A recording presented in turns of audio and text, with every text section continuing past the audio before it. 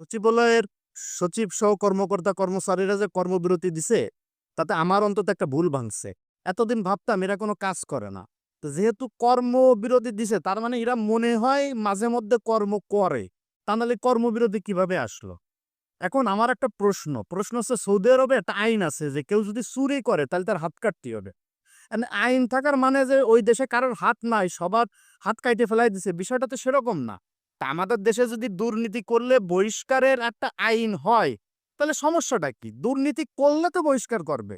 দুর্নীতি না করলে কিভাবে বহিষ্কার করবে? এই জিনিসটা তো আমার বোধগম্য হচ্ছে না। আপনাদের কারো যদি বোধগম্য হয়, আমাকে একটু জানান। সংক্ষেপে বিস্তারিতভাবে আরেকটু কথা বলতে চাচ্ছি যে এই মুহূর্তে একটা নিউজ পালাম যেটা অথেন্টিক না। হয়তোবা অথেন্টিক নিউজ সামনে আসতে পারে যে স্ট্যান্ড রিলিজ করা হয়েছে ২০০ জনরে। তার ভেতরে ১০০ জনই সচিব আর ১০০ জন কর্মচারী। আরেকটা জিনিস একটু বলতে চাচ্ছি সেটা হচ্ছে এলডিআর এর বিষয়ে। এনবিআর নিজেই কর আরোপ করে এবং নিজেই কর আদায় করে। এই জিনিসটা কিন্তু স্বাধীনতার ৫৪ বছর পরে আজকে আমি ১ম জানিছি। আমার মতন কে আপনারা ১ম জানিছেন একটু জানাবেন আমাকে। ১ম কথা হচ্ছে কি যে আসলে এটা তো সিস্টেমেই আমরা দুর্নীতির ভিতরে ঢুকে রইছি। এটা কেন হবে?